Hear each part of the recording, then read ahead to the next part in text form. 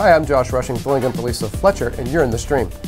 Today, 10 years after Saddam Hussein, Iraq's search for unity continues. We examine recent protests against the government and ask if this could be the start of an Iraqi Spring.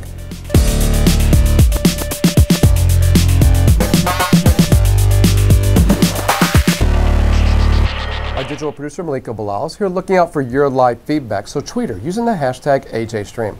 So Maliki, we're almost a decade since Iraq parted with the regime of Saddam Hussein. Protests are starting to rise there. What's our community saying about it? Well, the overwhelming sentiment is that people are blaming the government for stoking sectarian tensions. And of course, we want to know what those of you at home think. Whether you're in Iraq, whether you're outside, we want you to join the conversation by using the hashtag AJStream. All right, thanks to Malika's right is Nusaybeh Yunus, a research fellow at Harvard and a doctoral candidate at the University of Durham, where she focuses on Iraq's post-war state structure. Welcome to the stream. Thanks for having me. Sure. And today we're also joined by three Iraqis who will be sharing their thoughts and questions with us shortly. Now they're coming to us via Google+. It's just one of the ways that you can be in the stream. So for those of you who want to join future Hangouts, be sure to go to the link below and add us to your circles. Hi, I'm Kirby Ferguson. I'm a filmmaker. I made a video series called Everything is Remix, and I am in the stream. The decade since Iraq parted ways with Saddam Hussein has not been an easy one for the country torn by sectarian divisions. For nearly 2 weeks, thousands of Iraqis have been protesting in the streets of Iraq's western provinces. The demonstrators, who are largely Sunni, say the Maliki-led government discriminates against them and targets their politicians. They first took to the streets, reacting to the arrest of bodyguards for a prominent Sunni politician. The guards were shown on TV, allegedly confessing to bombings they said were carried out at the minister's order. Sectarian divisions in the country are nothing new. Many argue the way this system was established embedded sectarianism into the political structure and has prevented real progress in the country that's otherwise strong economic potential. So, will these recent Sunni-led protests against the government bring back sectarian violence on a larger scale, or could this be the beginning of an Iraqi Spring? Now, earlier today, the stream spoke with Fanar Haddad, a research fellow at National University of Singapore. He is the author of Sectarianism in Iraq, Antagonistic Visions of Unity, where he explores identity politics in the country. Now, unfortunately, Fanar could not join us due to the time difference, but we will be playing some sound bites from our conversation with him earlier. But first, let's start here today. Can you bring us up to date with the protests? How long have they been going on? Where do they seem to be centered, and are they growing? Well, we're in the third week of sustained and massive protests across all Sunni provinces in Iraq, and we're seeing tens of thousands of protesters going out every single day, blocking the main highway from Baghdad to Jordan in Syria, and there's no sign of it abating. Now, the protests are a legitimate expression of a total loss of confidence in the Iraqi government and in the Iraqi political elite. And the protests have centered on two main things. The first is the marginalization of the Sunni community and the particularly harsh victimization of that community in the last few years. And the second... Just to interrupt you, is that real or is that perceived as marginalization? So I think it's real. I don't think it's because the Maliki government is automatically sectarian. I don't think Maliki is victimizing Sunnis because he cares that they're Sunnis. I think he's victimizing that community because Iraqiyya was a political bloc that successfully challenged Maliki at the last elections. And it's been Maliki's central aim since 2010 to make sure that Iraqiyya can never again mount an effective opposition to his rule. Well, that's a chicken or egg kind of argument, right? Is it because they're Sunnis, or is it because they're Iraqiyya, when in fact those two are one and the same? Sure, but I think for Maliki it's about who is going to challenge him. So Maliki's interested in staying in power, right? And if the main challenge to him comes from Shiites, he's not going to have any problem behaving in exactly this way to Shiite constituencies, as we saw in 2008 with his charge of the Knights against the Sadrists. Maliki's a dictator. He's interested in keeping power, and he doesn't really care about Sunni or Shiite, whatever. It happens to be that the Sunnis are mounting effective opposition to him at the moment. You just said because this is something up for debate, and it's kind of a loaded thing to say. Sure. Maliki is a dictator. Right. He's freely elected. Yeah. And they do have elections, eventually coming up. He hasn't postponed those. Yeah. So how can you say he's a dictator? And before you answer that, let's actually look at Maliki's response to these protesters. We have a soundbite from him here. I warn everyone against turning a blind eye to this issue and against taking it further by Al-Anbar sheikhs, scholars, dignitaries or by other Iraqis.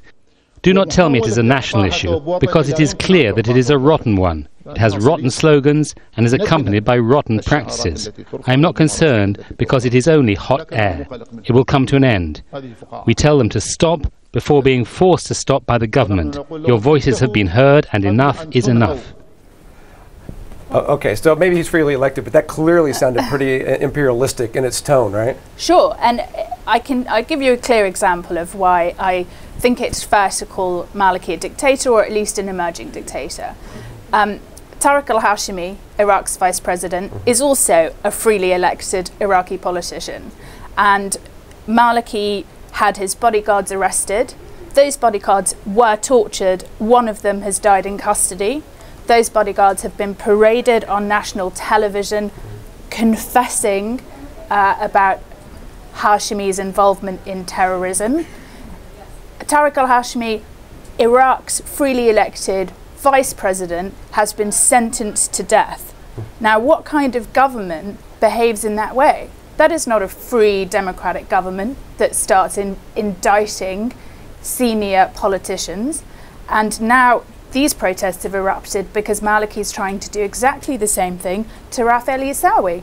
All right, but the government says that Hashimi was involved in sectarian plots trying to overthrow the government, right? So basically that he was a traitor. Yeah. But the same thing is happening now, again, in a really kind of similar way with the finance minister, right? I mean, it's just so unconvincing that, frankly, if that was true, you wouldn't have needed to torture his bodyguards into getting confessions.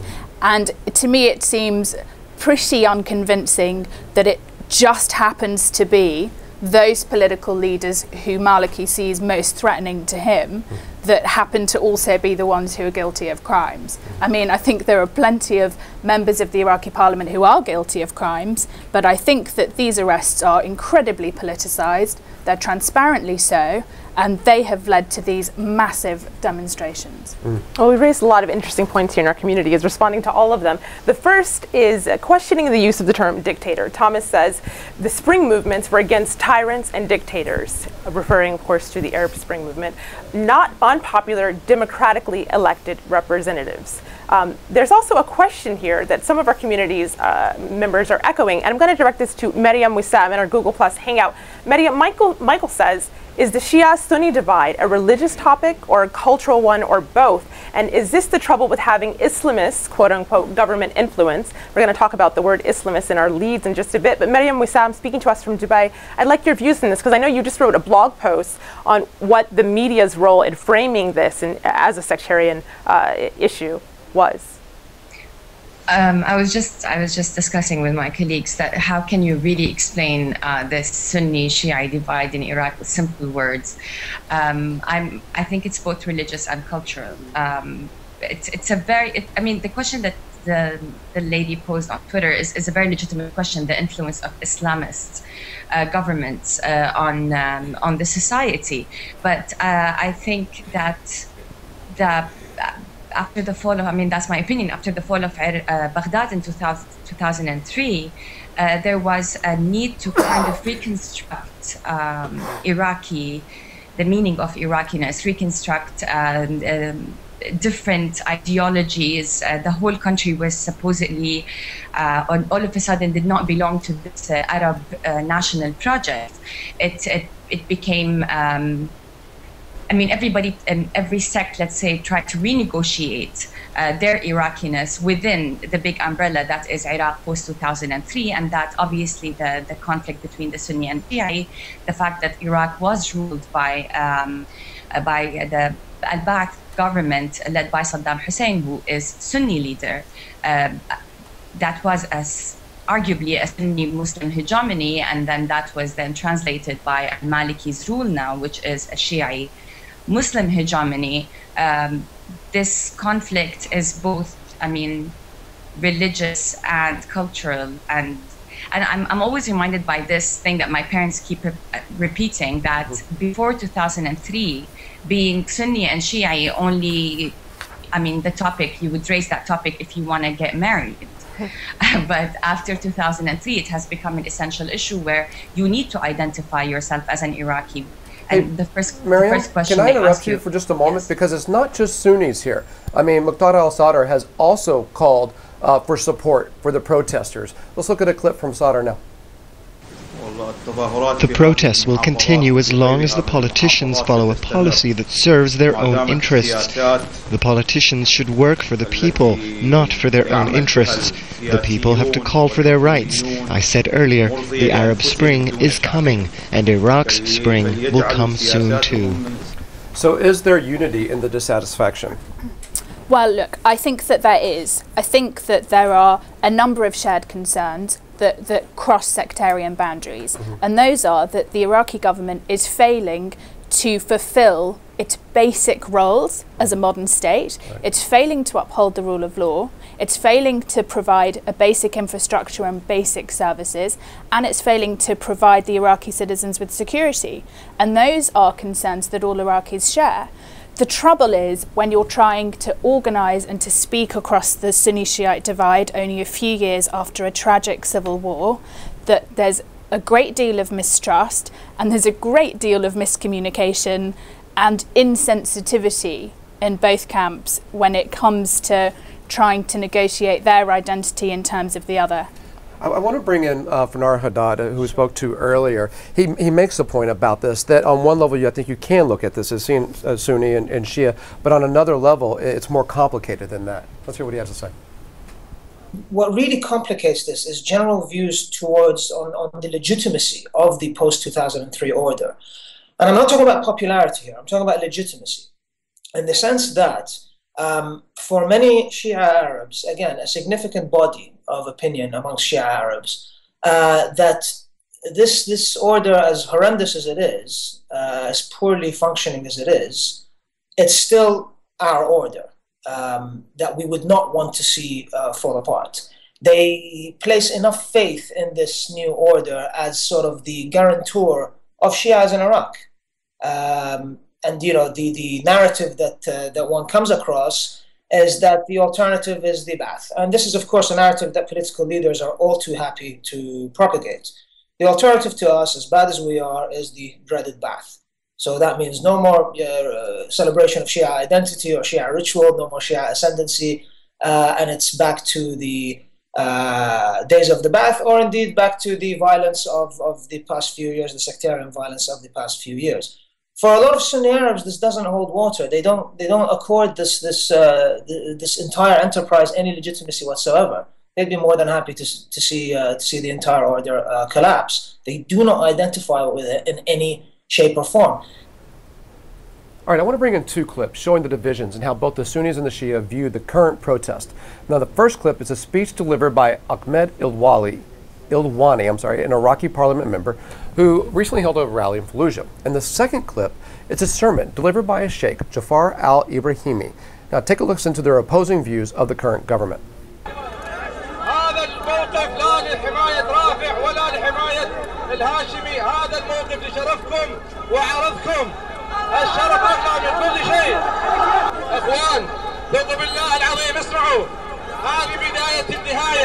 هذا بداية النص ليسمع هؤلاء الجبناء عملاء إيران الخونة الذين باعوا شرفهم ودينهم أن هذه الأنبار هي التي تعيد العراق، هي التي تحرر العراق. أنا أدعو إلى إصلاح الفساد، أدعو إلى احترام المال العام، أدعو إلى تشخيص المفسدين ومحاسبتهم، أما لإسقاط الحكومة فلا وألف لا.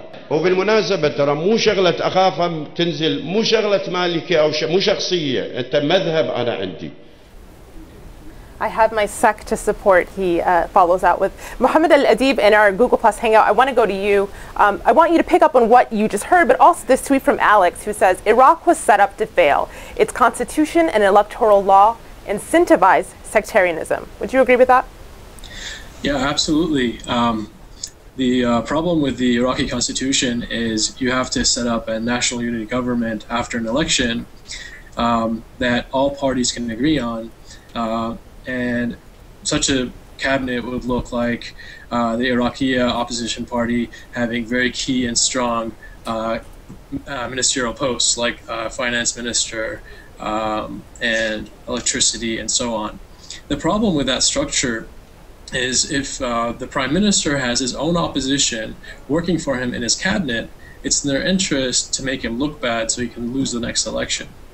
So this is often a structure that is imposed by Western countries and post-war countries in order to have the people resolve the situation.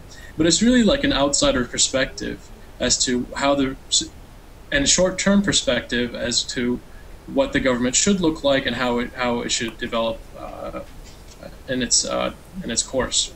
It seemed to me when the government was being set up by the U.S. who was there at the time. I covered the Iraqi elections back in '08. I was in northern Iraq, and anyone I spoke to, it just seemed completely out of the realm of believability that they would vote for someone outside of their sectarian group. Because if you were Shia and you were considering voting for a Sunni politician or Iraqi, then that would be seen as a vote for your future oppressor. Like everything seemed to be interpreted in the sense that they couldn't imagine someone from another sectarian group treating everyone the same or fairly. So you had to vote within your sectarian group. And it made me think back to the founding of the U.S., where they had to deal with the problem of, do you give the power to the states, where the states have the most people would have the most power, or the power to the person?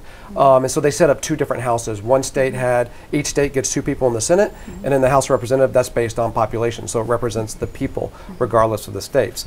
But they didn't do that in Iraq. They just set up this kind of one big vote, and I wonder, in America at least, and I was part of U.S. forces early on invading there, and then as a reporter I've been back 8 times, there was just this narrative that democracy is such a good thing, that democracy, will work here no matter what, without really asking any other question or about any other system that might work there. So was this set up to fail from the beginning?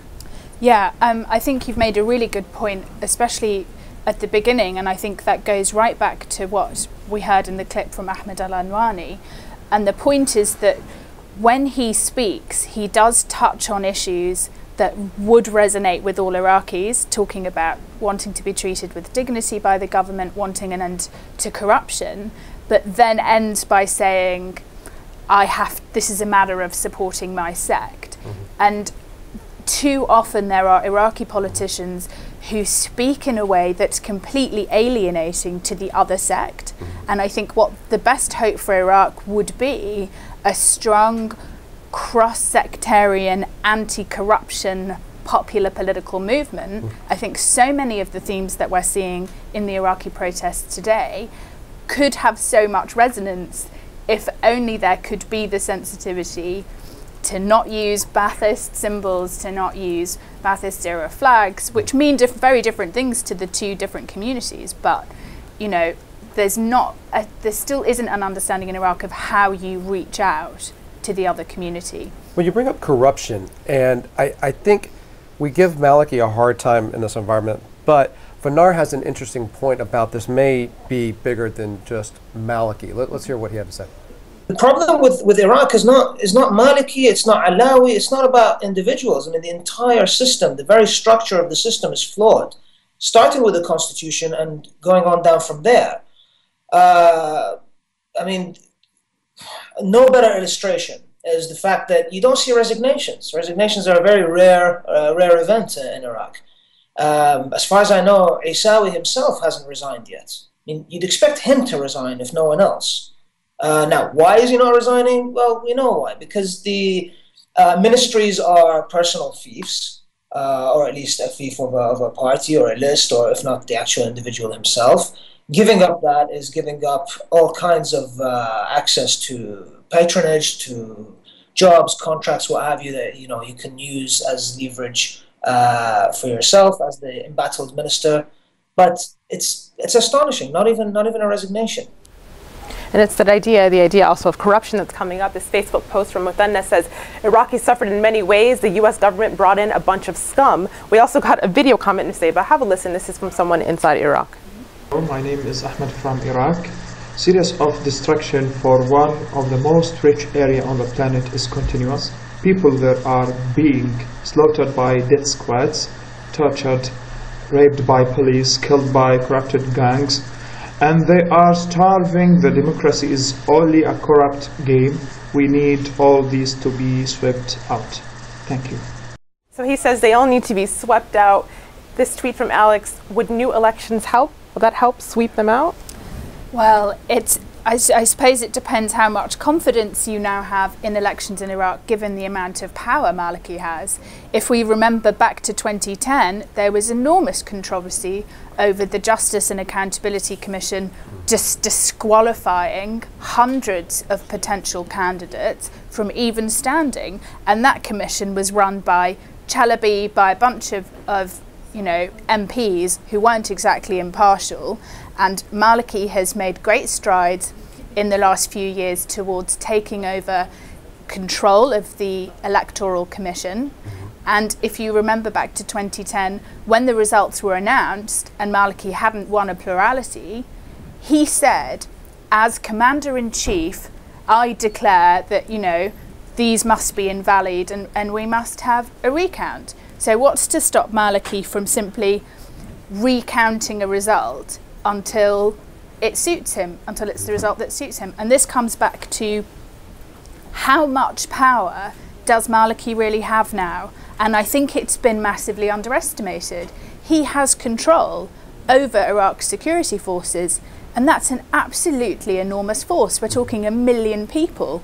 And if Maliki chooses to use that to his political advantage, he can. And I think he is more than capable of using intimidation, direct intimidation, blackmail, and even death threats against political... So let's stop here. We're going to go to post-discussion in a second, but I want to pick up there the idea that 10 years on from the U.S. invasion of Iraq, that they've set up this massive security force that seems to be completely internally focused. In the meantime, let's go to Malika with some other stories that we're following.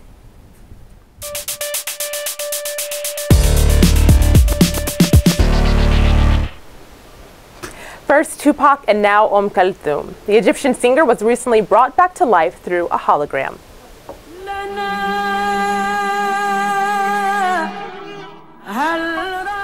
Originally aired on the Arabic channel NBC back in November, it made the online rounds today. The hologram was created by a Jordanian production company using footage restored from a 40-year-old recording. Our next lead comes from Israel, where a satirical campaign ad has been banned from domestic TV. This ad, which pokes fun at right-wing politicians in Israel, was released by the Palestinian-Israeli political party Balad. The election committee banned it for mocking Israel's national anthem. But as Israeli blogger Noam Shizep points out, another national anthem parody, aired by a pro-marijuana party in 1998, was not banned. And our last lead, a war of words in the Twittersphere. Well, one word in particular. The Council on American Islamic Relations recently published an op-ed calling for media outlets to stop using the term Islamist, saying it's often used pejoratively. Well, this led to an online debate over the word, and several people tweeted us their thoughts. The word Islamist makes theocracy look like a uniquely Muslim problem. U.S. Christian anti-abortion / marriage lobby proves otherwise, Masood writes. While Christian disagrees, saying Islamist should be used if there's a clear link to the integration of religion into a political platform. What do you think? Head over to stream.aljazeera.com and leave your thoughts in the comment thread. Josh? I'd love to see a hologram mashup of Tupac and her, kind of like the Together. Grey album. Yes. Yeah, together, absolutely. They could go on a world tour. I'd pay for that. All right, well, thanks, Malika. Stay with us. The post show is next at stream.aljazeera.com. And on Wednesday, we're going from Iraq to #Shyrock. We're going to talk about Chicago, a city now known as the murder capital of the United States. Until then, we'll see you online.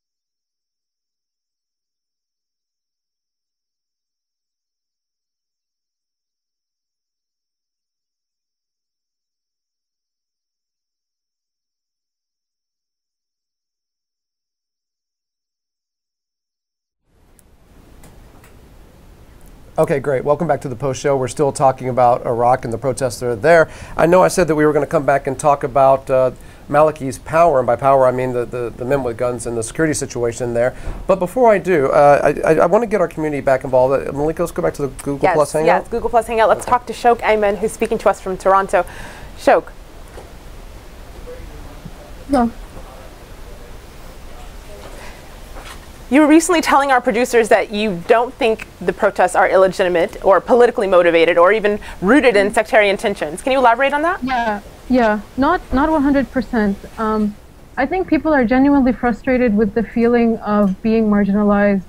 I think Nusaybiya was saying that Maliki doesn't necessarily intend it in a sectarian way. Whether he does or he doesn't, this is how people perceive it.